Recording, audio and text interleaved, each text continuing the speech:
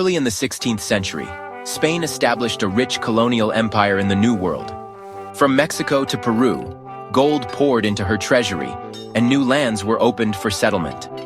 The northern frontier lay only a few hundred miles north of Mexico City, and beyond that was a land unknown.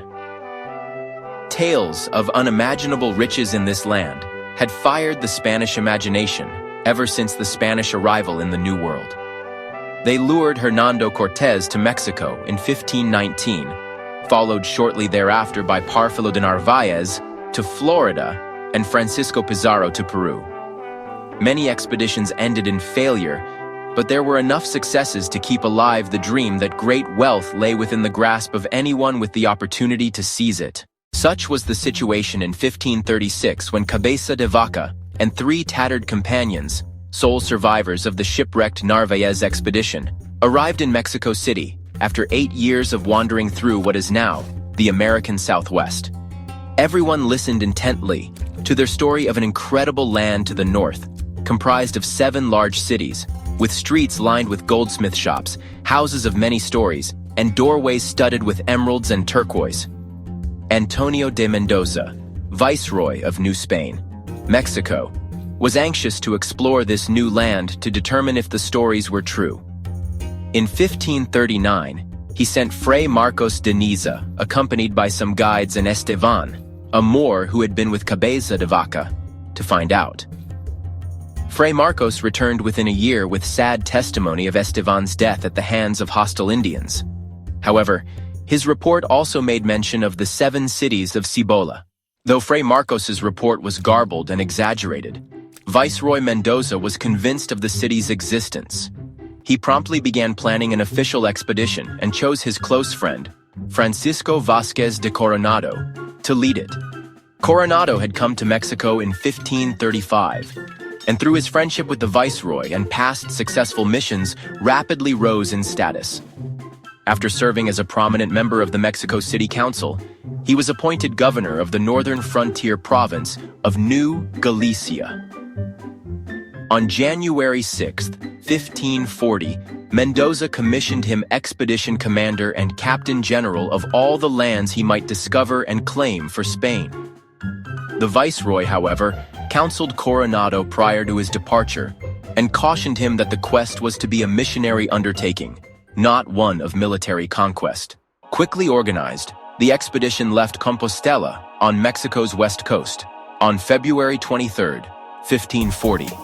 Accompanying Coronado were Fray Marcos and several other priests, over 300 Spanish soldiers, several hundred Mexican Indian allies, and 1,500 stock animals.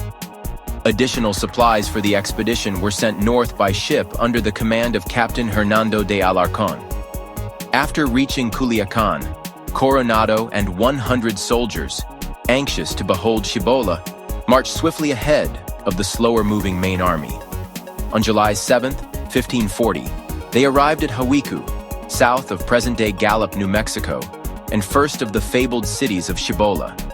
But a major disappointment awaited the Spaniards. Instead of a golden city, they saw only a rock masonry pueblo occupied by Indians who were prepared to defend their village.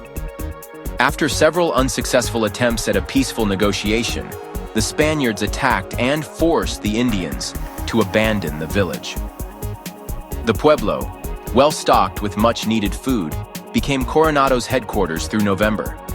Fray Marcos, whose tales had raised so many hopes of wealth and fortune, was ordered back to Mexico City amidst a rising tide of anger and bitter resentment. While at Hawikuh, Coronado sent his captains out to explore the surrounding region.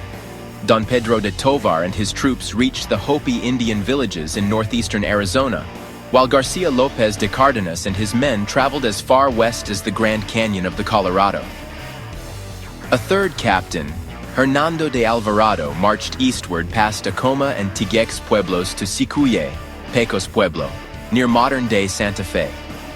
It was here that they met the Turk, a Plains Indian who astounded them with his tales of an unbelievably rich land further to the east, called Quivira.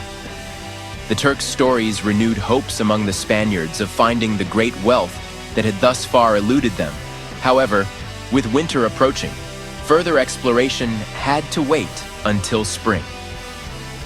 The army wintered at Tigux with the seemingly friendly inhabitants. However, the Indians' mood soon turned to open hostility when violations of hospitality and friendship were committed by the Spaniards. A series of battles followed, resulting in the Spaniards killing the occupants of one pueblo and forcing the abandonment of several others. On April 23, 1541, the entire army set out for Quivira, guided by the Turk. After 40 long days of travel, Coronado sent most of his men back to Tigux and continued marching northeast with a small detachment. Upon arriving at Quivira, near modern-day Salina, Kansas, they were disillusioned once again. The villages before them were nothing more than primitive grass huts. When pressed for an explanation, the Turk finally confessed that the story of Quivira was nothing more than a plot conceived by the Pueblo Indians to lure the Spaniards out onto the plains in hopes that they would become lost and eventually die of starvation. In furious anger at having been so gullible and so easily led astray, the soldiers executed the Turk.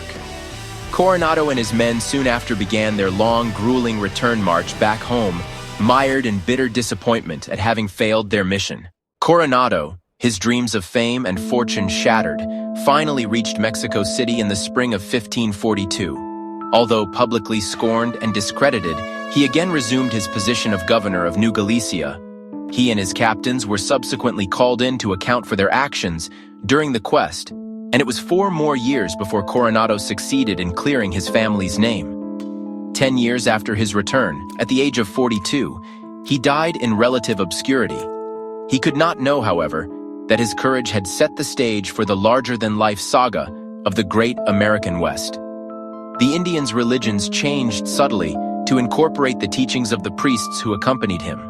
Furthermore, he brought back knowledge of the once mysterious land and people to the north, and opened a way for later Spanish explorers and missionaries to colonize the Southwest, developing the distinctive Hispanic-American culture we know today.